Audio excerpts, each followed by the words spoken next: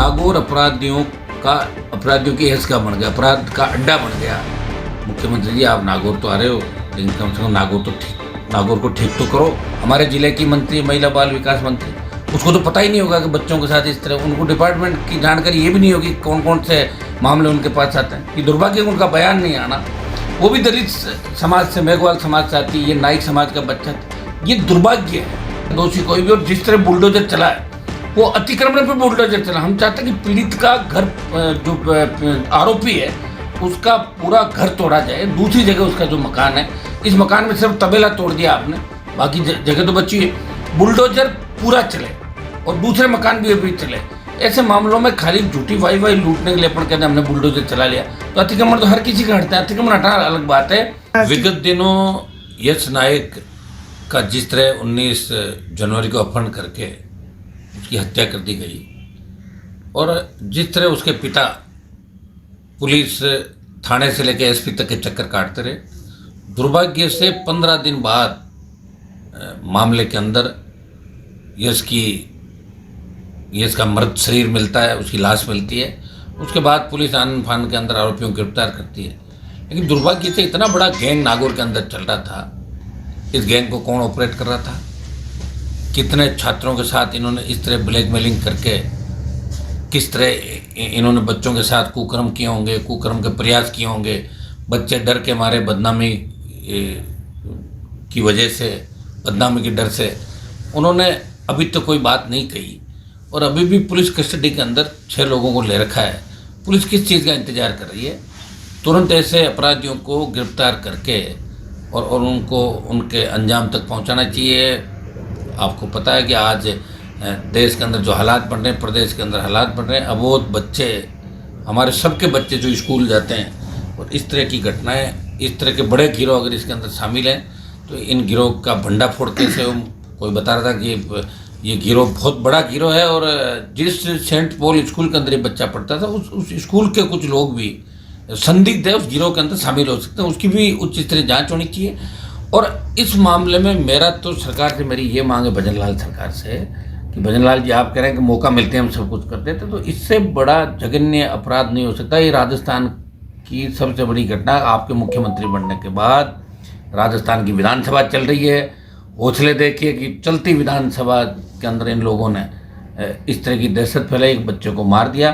Police प्रशासन मौन है। इसके अंदर पुलिस अधीक्षक से लेकर नीचे के स्तर तक जिन जिन अधिकारियों के पास पीड़ित गया था, उन सब के खिलाफ सरकार को कड़ी कार्रवाई करनी चाहिए, उनको हटाना चाहिए, और पूरे मामले की जांच, ये संगठित अपराध है, ये संगठित अपराध गिरोह है, तो एसओजी इस पूरे मामले की जांच करे। एसआईटी जो इस जिले की एसआईटी बनी, उससे कुछ नहीं होगा, स्टेट की एसआईटी और एसओजी उस पूरे मामले की जांच करे, और टीम जल्दी यहाँ पे पहुँचे। मुख्यमंत्री जी, आप यहाँ 9 तारीख को आ रहे हो नागौर जिले के अंदर, उससे पहले अगर इसका खुलासा नहीं होता है, तो लोग इस मामले के अंदर विरोध भी कर सकते हैं सरकार का। लोगों के अंदर बड़ा गुस्सा है।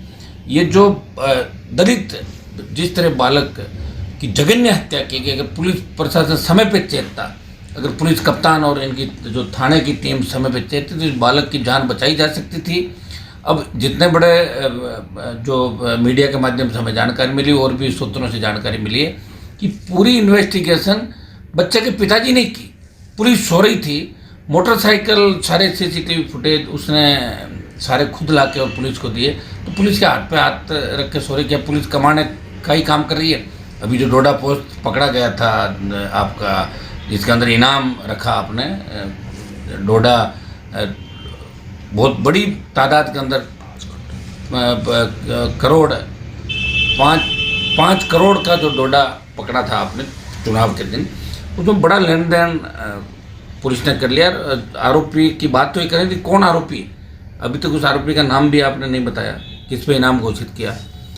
जिस तरह डंपर चोरी के मामले डीडोना और नागौर जिले के अंदर हो रहे हैं, 15 से ज़्यादा डंपर किसानों के चोरी हो गए, उनका जीपीएस उखाड़ के, वो कितने टोल नाकों से होते हुए, थानों के सामने से होते हुए, मेवात की बड़ी गैंग डंपर चोरी कर रही है। एक संत की मेड़ता क्षेत्र में हत्या हो जाती है। नागौर अपराधियों की हैस का बन गया, अपराध का अड्डा बन गया। मुख्यमंत्री जी, आप नागौर तो आ रहे हो, लेकिन कम से कम नागौर को ठीक तो करो। इस मामले में मैंने डीजी साहब से आज बात की है। अभी पीड़ित परिवार से मिलने भी जा रहा हूँ। मैंने देखा कि कई बार जनता पार्टी और कांग्रेस के नेता झूठी वाई लेने के लिए सोशल मीडिया पर डाल रहे थे, लेकिन उन्होंने पीड़ित की सुध नहीं ली और उसी का परिणाम है कि इस तरह की घटनाएं नागौर के अंदर देखने को मिलती है। मैं मांग करूंगा कि इसमें पुलिस के बड़े अधिकारियों को सरकार को तुरंत हटाना चाहिए और इमीडिएट ये जांच एसओजी को दे के और आईजी स्तर का अधिकारी इस मामले में आए और जितने बच्चे हैं उन बच्चों की काउंसलिंग, जो ये आपका हमारे महिला बाल विकास विभाग की मंत्री भी नागौर जिले से आ रही, दुर्भाग्य से देखिए हमारे जिले की मंत्री महिला बाल विकास मंत्री, उसको तो पता ही नहीं होगा कि बच्चों के साथ इस तरह, उनको डिपार्टमेंट की जानकारी ये भी नहीं होगी कौन कौन से मामले उनके पास आते हैं। ये दुर्भाग्य उनका बयान नहीं आना, वो भी दलित समाज से, मेघवाल समाज से आती, ये नाइक समाज का बच्चा था, ये दुर्भाग्य है।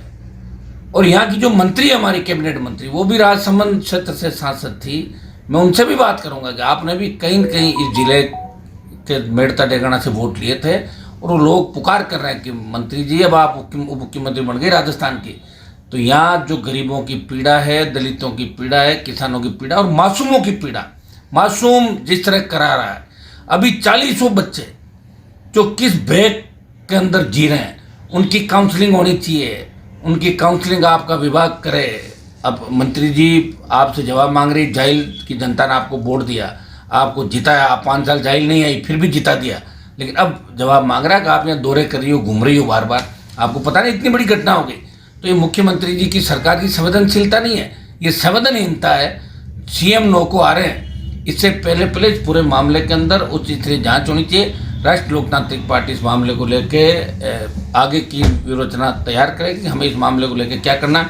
मैं खुद कल डीजीपी से मिलूंगा, 8 तारीख को राजस्थान की विधानसभा के अंदर इस मामले को उठाएंगे। दोषियों को बख्शा नहीं जाएगा, दोषी कोई भी। और जिस तरह बुलडोजर चला है, वो अतिक्रमण पर बुलडोजर चला, हम चाहते हैं कि पीड़ित का घर, जो आरोपी है उसका पूरा घर तोड़ा जाए, दूसरी जगह उसका जो मकान है, इस मकान में सिर्फ तबेला तोड़ दिया आपने, बाकी जगह तो बची है, बुलडोजर पूरा चले और दूसरे मकान भी अभी चले। ऐसे मामलों में खाली झूठी वाई लूटने के लिए अपन कहते हैं हमने बुलडोजर चला लिया, तो अतिक्रमण तो हर किसी का हटता है, अतिक्रमण हटाना अलग बात है और आरोपी के घर पे बुलडोजर चलना अलग बात है। तो घर पे बुलडोजर कैसे चले ताकि दोबारा ऐसी घटना घटित होने से पहले 1000 बार लोग सोचें और इन जो कस्टडी के अंदर ले रखे हैं इनको गिरफ्तार करें।